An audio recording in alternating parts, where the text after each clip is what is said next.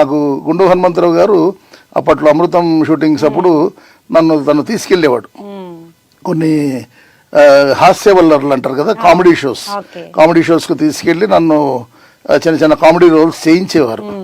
అది నాకు తెలియకుండానే ఒక అనుభవాన్ని ఇచ్చింది. నేను ఏదన్నా చేయగలుగుతానేమో అని నేను గుండు హనుమంతరావు గారి దగ్గరికి వెళ్ళాను. అన్నయ్య, నేను ఏదన్నా ఇప్పుడు సినిమా ఫీల్డ్లో దీంట్లో అంతా కూడా చాలా గ్యాపులు వస్తున్నాయి, నాకు పెద్దగా ఆదరణ అంటే ఎక్కువ బిజీ ఉండట్లేదు, నాకు ఏదన్నా మీరు సలహా ఇస్తారంటే కన్నా నాకు అప్పుడు ఆయనకు ఆరోగ్యం కూడా అప్పుడు బాగాలేదు.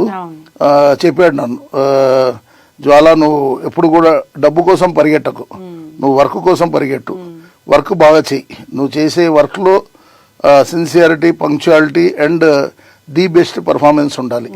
ఇలా చేసుకుంటూ వస్తే కనుక నువ్వు మంచి స్థాయిలో సెటిల్ అవుతావు, నీ దగ్గర ఆ క్వాలిటీస్ ఉన్నాయి, నీ దగ్గర ఆ పర్సనాలిటీ ఉంది అని నన్ను ఆశీర్వదించాడు.